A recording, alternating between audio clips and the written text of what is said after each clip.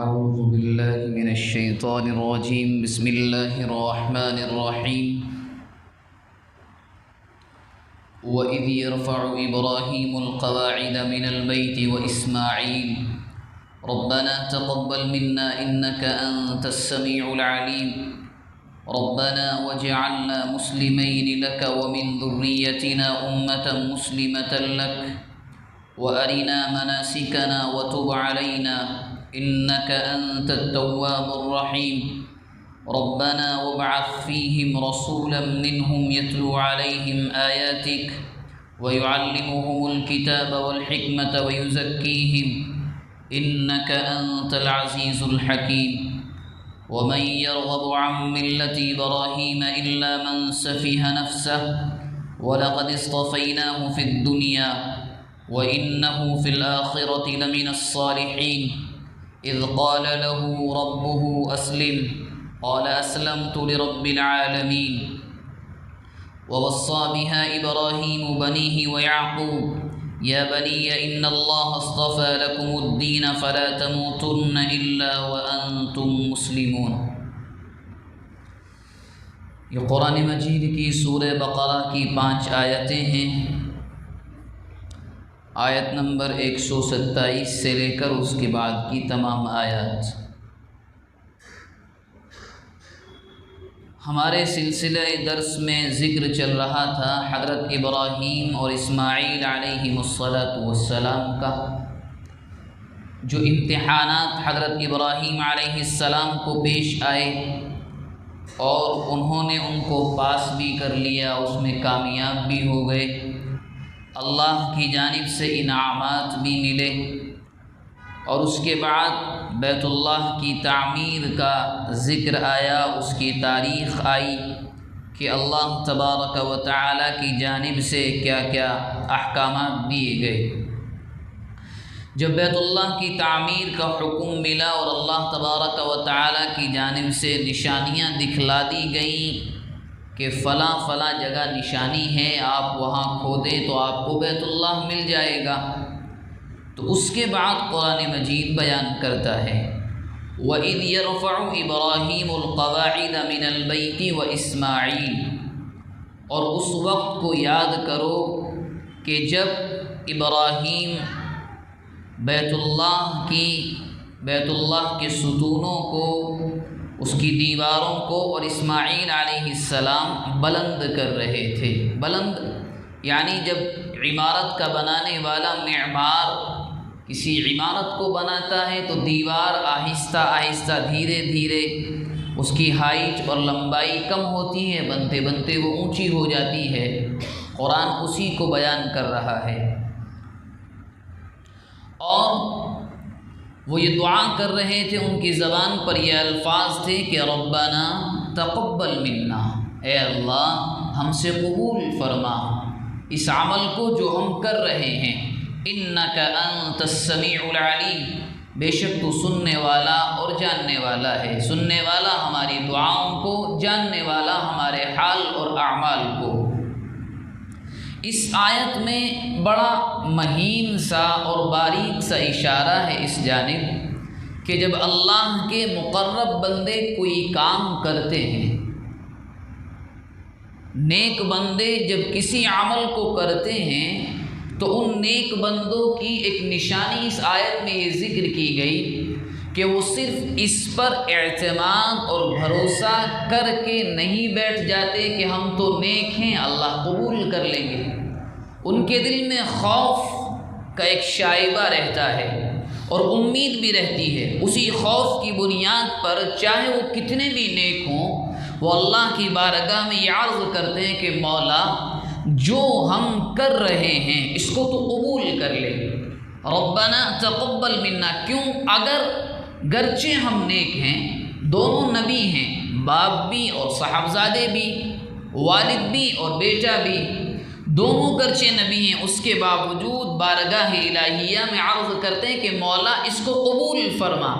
یہ نشانی ہے اس بات کی، مفسرین اکرام لکھتے ہیں کہ مقرب بندے جو اللہ کے دوست ہوتے ہیں، جو مستجاب الدعوات ہوتے ہیں، چاہے وہ تقوی کے کتنے بھی اعلیٰ مقام پر ہوں اور عمل ان کا چاہے چھوٹا ہو یا بڑا، اپنے اس عمل کے بعد وہ اللہ سے دعا ضرور کرتے ہیں کہ مولا تو قبول فرما، ہماری حیثیت کچھ بھی نہیں، تو سب کچھ ہے۔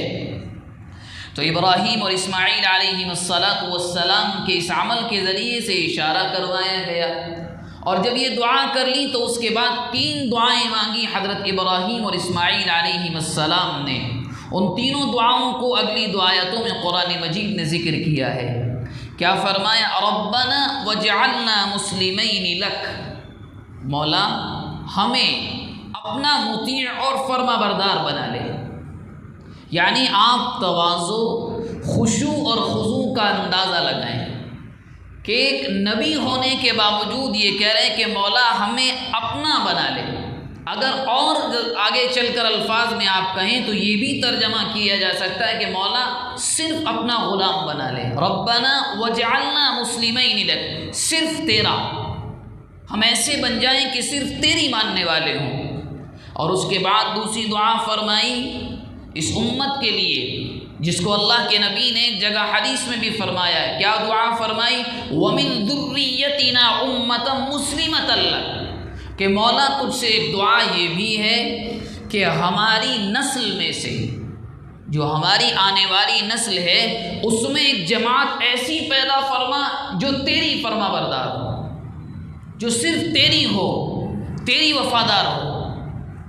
اور اس کے بعد یوں فرمایا وَأَرِنَا مَنَاسِكَنَا، کہ مولا ہمیں حج کا طریقہ بھی سکھلا دے، حج کے ارکان۔ اور باقاعدہ روایات میں آتا ہے یہ دعائیں بھی قبول ہوئیں، اور یہ تیسری دعا مانگی کہ حضرت ابراہیم علیہ السلام کو اور ان کے صاحبزادے حضرت اسماعیل کو مقامات حج دکھلائے گئے جبرائیل علیہ السلام کے ذریعے سے۔ جبرائیل علیہ السلام کو بھیجا گیا، مقامات حج جو ہیں وہ تمام کے تمام دکھلائے گئے، اور مناسک حج یا یوں کہیں کہ ارکان حج ان کو بھی دونوں کو سکھلایا گیا۔ اور اس کے بعد یوں بارگاہ الہیہ میں دعا کی وَتُبْ عَلَيْنَا، جس کا ترجمہ بعض مفسرین کرام فرماتے ہیں کہ ہمارے حال پر ذرا توجہ فرما، حالانکہ لفظی ترجمہ ہوتا ہے کہ ہماری دعا کو قبول فرما۔ وَتُبْ عَلَيْنَا، ہمارے حال پر توجہ فرما، إِنَّكَ أَنْتَ التَّوَّابُ الرَّحِيمُ، تو ہی تو ہے توجہ کرنے والا اور رحم بھیجنے والا۔ یہ 3 دعائیں حضرت ابراہیم علیہ السلام نے کی اور تینوں قبول ہوئی۔ یہ امت ایک پہلی دعا اپنے لیے کی اور اس کے بعد امت کے لیے کی، اسی دعا کی بنیاد پر اس امت کا مقام یہ ہے اللہ تبارک و تعالیٰ کے یہاں، جو ابراہیم علیہ السلام نے مانگی تھی۔ اور اس کے بعد جو دعا فرمائی ہے وہ ہے نبی اکرم صلی اللہ علیہ وسلم کے لیے، جس کی بنیاد پر اللہ کے نبی نے ایک جگہ یوں ارشاد فرمایا کہ میں اپنے والد ابراہیم کی دعا کا نتیجہ ہوں یا مظہر ہوں۔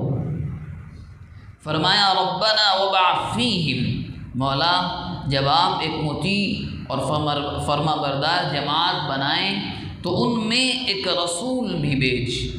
کون ہو؟ منہم، انہی میں سے ہو، رسولا منہم، یہاں سے اشارہ ملا۔ حالانکہ یوں تو صاف صاف الفاظ قرآن مجید نے بہت جگہ ذکر کیے ہیں اور بہت سے نبیوں کے ذکر کیے، کیا انما انا بشر مثلکم، نبی، پیغمبر، نبی یا رسول وہ انسان ہی ہوتا ہے۔ یہاں سے یہ کہ کسی کا یوں کہنا کہ وہ بشر نہیں ہوتا، قرآن مجید نے اس کے علاوہ بھی کئی جگہ اس بات کو صاف کیا ہے، اور خود انبیاء کی زبان سے یہ باتیں کہلوائی گئی، کیا انما انا بشر مثلکم، میں تمہی میں سے تو ہوں، تمہاری طرح تو ہوں۔ کہ جب نہ ماننے والے یوں کہتے تھے کہ تم بڑے عجیب آئے کہ اللہ نے تمہی کو منتخب کیا، تمہارا ہی سلیکشن ہوا، تو ان کی زبان سے باقاعدہ یہ کہلوایا گیا، اور اس لفظ سے بھی یہ اشارہ ملا جو ابراہیم علیہ السلام نے نبی اکرم صلی اللہ علیہ وسلم کے لیے مانگی تھی کہ مولا ایک رسول بھیج، وہ رسول کون ہو؟ وہ انہی میں سے ہو، انہی میں سے تو انسان ہوگا۔ اور فرمایا اس کی خاصیت کیا ہو؟ یتلو علیہم آیاتی، اس امت پر، اس جماعت کے لوگوں پر وہ اللہ کا نبی، وہ رسول ان کو تیری آیتیں پڑھ کر سنائے۔ وَيُعَلِّمُهُمُ الْكِتَابَ وَالْحِكْمَةَ، اور ان کو کتاب اور اچھی اچھی باتیں، حکمت کی باتیں وہ ان کو سکھلائے۔ وَيُزَكِّيهِمْ، اور ان کے باطن کا تزکیہ کرے، یعنی ان کے مزاج کو، ان کے کردار کو پاک صاف کرے۔ إِنَّكَ أَنْتَ الْعَزِيزُ الْحَكِيمُ، بے شک آپ ہی زبردست اور حکمت والے ہیں۔ یہ دعا حضرت ابراہیم علیہ السلام نے مانگی۔ نبی اکرم صلی اللہ علیہ وسلم نے ایک مرتبہ صحابہ کرام سے یوں فرمایا کہ جب حضرت آدم علیہ السلام کا خمیر بھی تیار نہیں ہوا تھا، تب بھی میرے لیے یہ طے کیا جا چکا تھا کہ میں آخری نبی ہوں گا، تبھی یہ طے کیا جا چکا تھا۔ یہ اللہ تبارک و تعالی کی جانب سے یہ دعا منگوائی گئی، اور اس دعا کا نتیجہ حضرت ابراہیم علیہ السلام کی دعا کا نتیجہ نبی اکرم صلی اللہ علیہ وسلم ہے، اور اس کے اشارات ہر نبی کے ساتھ حضرت عیسیٰ علیہ السلام نے صاف صاف بتلائے۔ کیا 28ویں پارے میں فرمایا ایک جگہ من بعد اسمہ احمد، باقاعدہ حضرت عیسیٰ علیہ السلام نے یہ نشانیاں بتلائی تھی۔ نبی اکرم صلی اللہ علیہ وسلم اور حضرت عیسیٰ بن مریم علیہ السلام کے درمیان کا جو فاصلہ ہے وہ تقریباً 650 سال کا ہے، اتنا یا اس سے کم و بیش فاصلہ ہے دونوں نبیوں کے درمیان۔ انہوں نے آنے کے موقع پر یہ بتلایا تھا کہ میرے بعد ایک نبی آئیں گے جن کا نام، جن کی ایک نشانی یہ بتلائی کہ ان کا نام احمد ہوگا، اور اللہ کے نبی کا نام ایک احمد بھی تھا۔ تو معلوم یہ ہوا کہ نبی اکرم صلی اللہ علیہ وسلم کو مانگا حضرت ابراہیم علیہ السلام نے، اور اللہ کے نبی علیہ السلام کو بھیجا گیا۔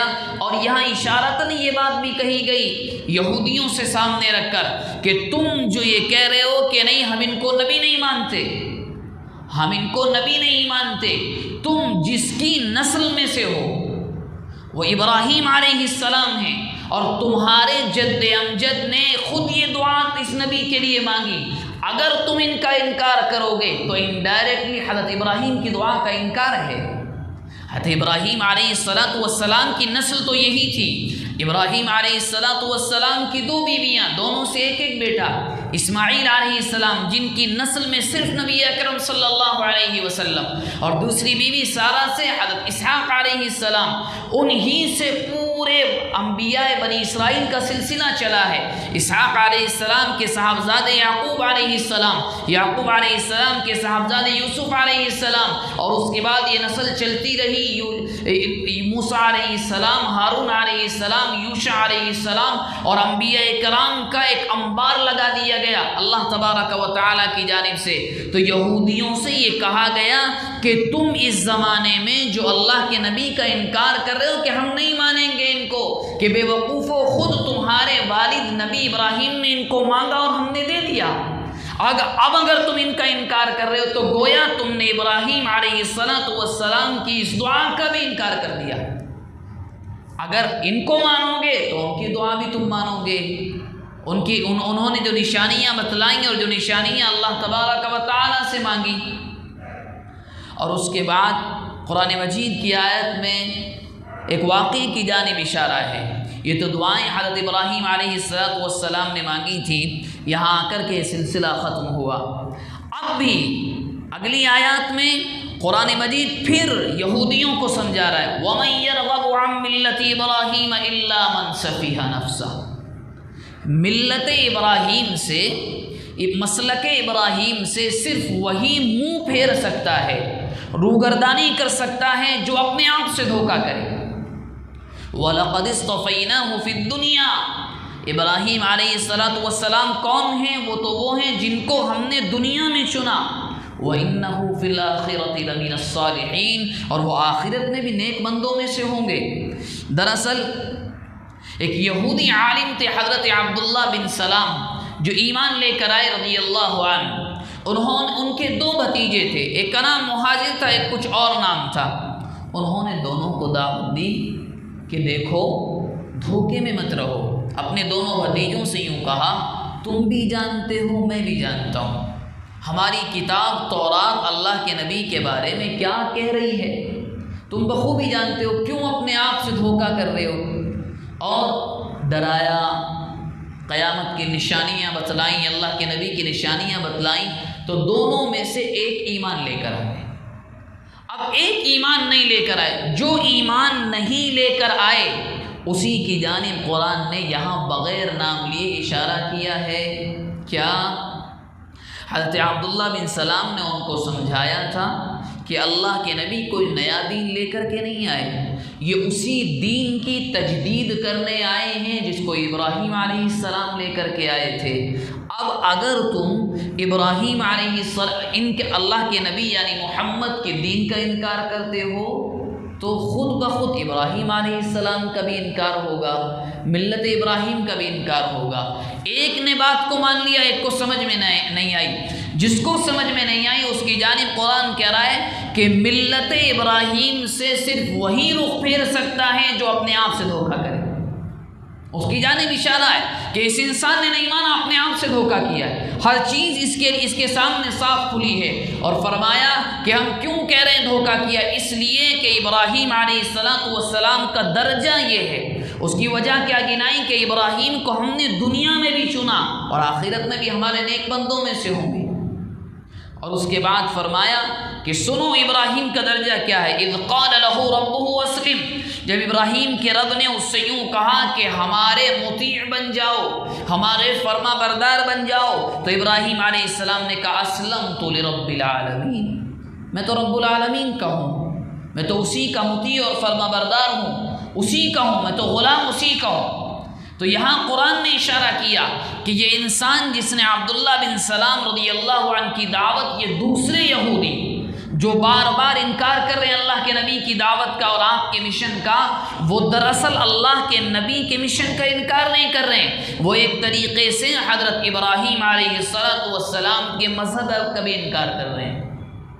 اور جب حضرت ابراہیم کے مذہب کا انکار کر رہے ہیں تو گویا کہ وہ خود اپنی کتابوں کے منکر ہیں، جو بات پہلے بھی آ چکی ہے، کیونکہ خود ان کی کتاب تورات ان سے صاف کہا کرتی تھی کہ یہ نشانیاں ہیں اللہ کے نبی آخری زمانے۔ اور آپ حیران رہ جائیں گے، تورات میں تفسیر ماجدی نے عبد الماجد دریابادی رحمہ اللہ نے ایسی باتیں ذکر کی ہیں کہ تورات میں اب تو انہوں نے چینج کر ڈالا، بدل دیا ہے بالکل، اب تو شاید اس کا ایک صفحہ بھی اپنی حالت پر باقی ہو، یہ کہنا بھی مشکل ہے۔ اس میں یہاں تک کی نشانیاں تھیں کہ اللہ کے نبی محمد کے سب سے خاص دوست جگری یار کا نام کیا ہوگا؟ ابو بکر۔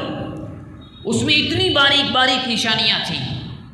تو قرآن ان سے کہہ رہا ہے کہ تم اگر اس مذہب کا انکار کر رہے ہو، اس مذہب کا انکار نہیں، تم خود اپنی کتاب کا انکار کر رہے ہو، کیوں؟ تمہاری کتاب خود تم سے کہہ رہی ہے کہ دیکھو یہ نشانیاں تلاش کرو، اور تم دیکھ بھی لیتے ہو کہ نہیں، ہاں یہ اللہ کے نبی ہے، باپ کا نام عبداللہ ہے، خود کا نام احمد بھی ہے، محمد بھی ہے، دوست کا نام یہ بھی ہے، مکے میں پیدا ہوئے اور ہجرت کر کے کالے پتھروں والی زمین یثرب کی جانب آئے، جس کا بعد میں نام آ کر کے مدینہ پڑ گیا، مدینہ منورہ۔ ان تمام باتوں کے ہوتے ہوئے تم انکار کر رہے ہو، گویا کہ تم ان کا کیا انکار کرو گے؟ پہلے تو تم نے خود اپنی کتاب کو ٹھکرا دیا، ان کا کیا انکار کرو گے تم؟ اور اس کے بعد یوں فرمایا کہ سنو، تم انکار کیوں کر رہے ہو؟ ذرا ایک بات اور سنو ہماری، کیا وَوَصَّى بِهَا إِبْرَاهِيمُ بَنِيهِ وَيَعْقُوبُ، کہ ابراہیم علیہ السلام نے اپنے انتقال کے موقع پر اپنے بیٹوں کو وصیت فرمائی، کیا؟ اسماعیل علیہ السلام کو بھی، اسحاق علیہ السلام کو بھی، وَيَعْقُوبُ، اور یعقوب نے بھی وصیت فرمائی۔ کیا وصیت تھی وہ؟ یا بنیہ، اے ہمارے بیٹو، ان اللہ اصطفیٰ، بے شک اللہ نے چن لیا ہے، لکم الدین، تمہارے لیے دین کو چن لیا ہے، یعنی کس کو؟ ملت ابراہیم کو، ابراہیم علیہ السلام کے دین کو۔ کیا فرمایا تھا؟ فلا تموتن الا وانتم مسلمون، تمہاری موت اسی حالت میں ہونی چاہیے کہ تم اس کے مطیع اور فرما بردار ہو۔ تو قرآن اشارہ کر رہا ہے کہ تمہارے انبیاء جن پر تم فخر کرتے ہو، وہ خود اس کی وصیت کر کے گئے کہ موت اس حال میں ہونی چاہیے کہ تم ملت ابراہیم سے پھرے ہوئے نہ ہو۔ بار بار قرآن اس اشارے میں اس طرح سے یہود اور نصارہ کو یہ سمجھانے کی، عیسائیوں کو یہ سمجھانے کی کوشش کرتا ہے کہ اللہ کے بندو، تم جو یہ سمجھ رہے ہو کہ ہم ان کا انکار کر رہے ہیں، یعنی اللہ کے نبی کا ان کا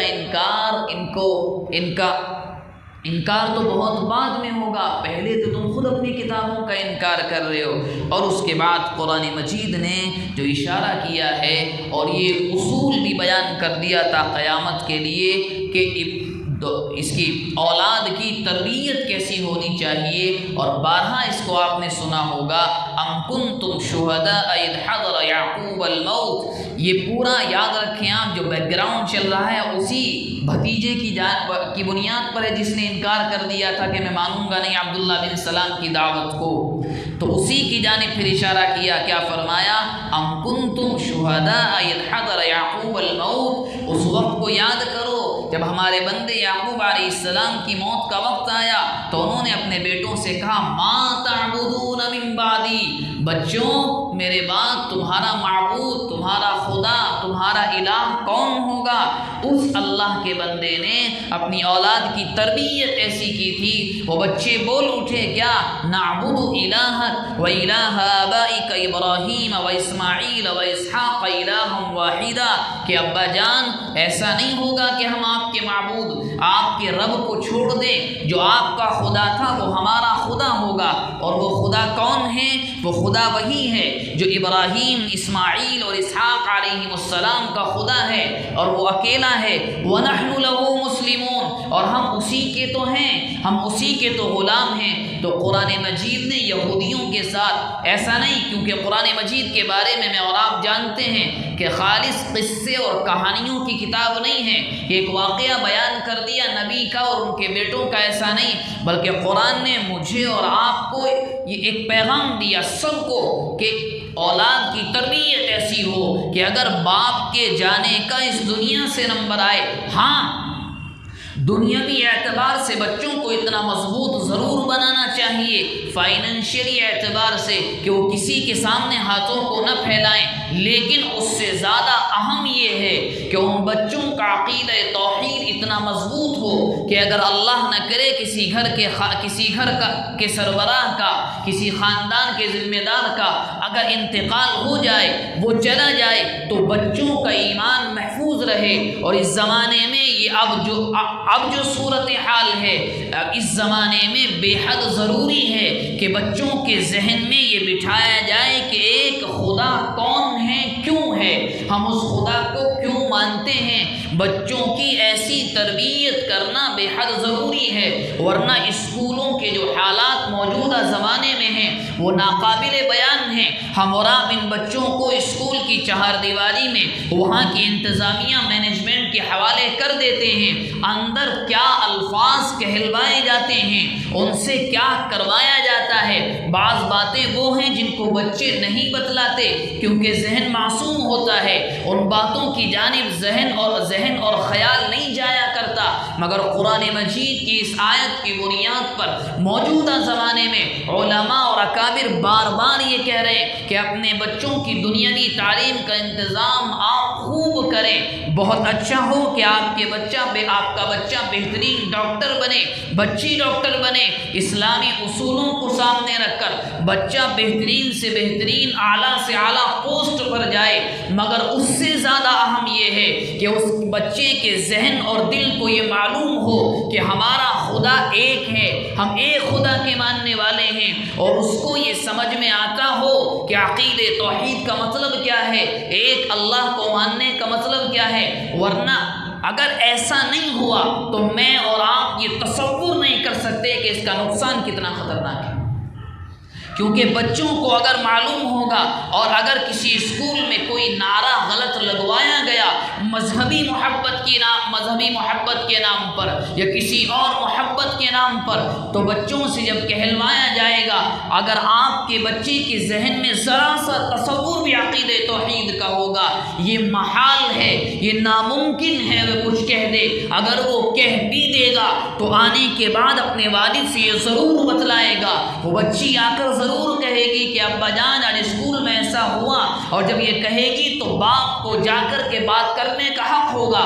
اور اگر بچوں کے ذہن میں یہ عقیدہ توحید کا مسئلہ اور اس کا خیال نہیں رہا تو بچے وہاں جا کر کیا کریں گے وہ آ کر نہیں بتلائیں گے آپ کو، ہم سے کیا کہلوایا گیا، کن کلمات کو ہماری زبان سے ادا کروایا گیا، کس کی مورتی کو سامنے رکھ کر اور فلاں کی جنم دیوس کے نام پر ہم سے پھول بھی چڑھوائے گئے، مٹھائی بھی رکھوائی گئی، اور اس کو پھر ہمارے حلق کے نیچے اتار دیا گیا۔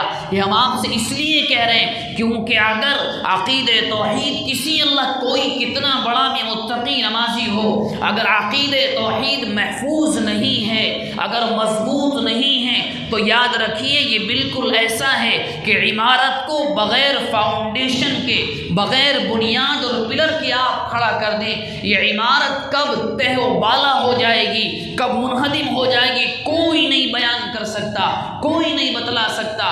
جو بھی مرتد ہونے کے واقعات، جو بھی ارتداد کے واقعات جو آتے ہیں، ہاں مانا کہ کوششیں مخالف سمت سے، اپوزیشن کی جانب سے بہت زیادہ ہیں، لیکن اگر ان بچوں کے دل عقیدہ توحید کے لحاظ سے مضبوط رہے ہوتے تو بچہ کچھ بھی ہو جائے اس کا دل مانتا نہیں ہے، وہ جواب دیتا ہے کہ میں دو خداؤں کو کیوں مانوں، جب خاندان کا چلانے والا ایک ہوتا ہے، جب ملک کا سربراہ ایک ہوتا ہے، تو دو کو میں کیوں مان لوں، میں کیسے اس مذہب کو چھوڑ دوں۔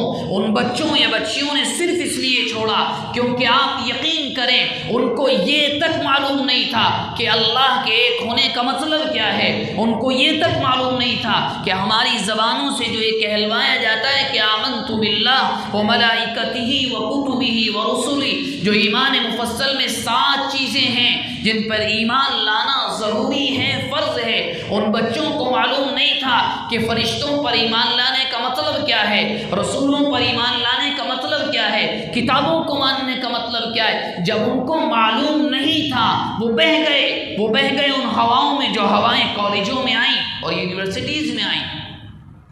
جب کوئی باپ اس دنیا سے جائے اور وہ بچے کو پوچھے تم کس کو پوجو گے، یا کم از کم ایسی تربیت ہو کہ باپ اور ماں کا ذہن اطمینان رہے کہ حالات کیسے بھی آ جائیں یہ بچے نہیں جائیں گے۔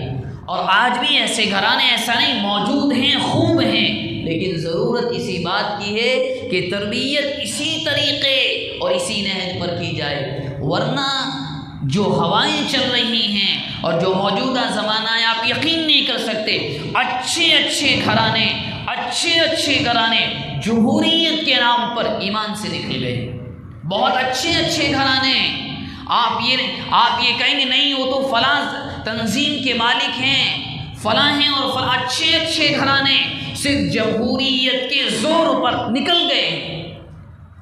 ہم نام لینا مناسب بڑے لیڈران جن کے نام کے آگے محمد بھی لگتا ہے، جن کا نام ابو بکر بھی ہے، ان کے آپ جا کر کے سوشل میڈیا اکاؤنٹس کو آپ چیک کریں کہ اللہ معاف فرمائے کہ فکری ارتداد کی وہ لہر چلی ہے کہ اللہ رحم فرمائے۔ یہ کیوں ہے؟ اس بنیاد پر کہ ہم نے یہ تو سوچا کہ بچہ IAS کیسے بنے، بچہ میں MBBS کی جو سیٹ ہے وہ کیسے نکال کر لائے، مگر یہ نہیں سوچا کہ بچے کے ذہن میں تعلیم الاسلام کو کیسے بٹھایا جائے، بچے کے ذہن میں بنیادی جو عقیدہ توحید کی ستون اور پلرز ہیں وہ کیسے بٹھائے جائیں۔ جب نہیں بیٹھتے تو پھر وہی ہوتا ہے جو رزلٹ آج کل کے زمانے میں ہمارے سامنے آتا ہے۔ خیر، اس کے بعد کی جو آیات ہیں وہ انشاءاللہ آئندہ ہفتے آئیں گی، اور وہ تقریباً اسی موضوع کی آیات ہیں۔ جو باتیں آج ہمارے سامنے آئیں دعا فرمائیں اللہ تبارک و تعالی ان باتوں پر اخلاص نیت کے ساتھ عمل کرنے کی توفیق مرحمت فرمائے۔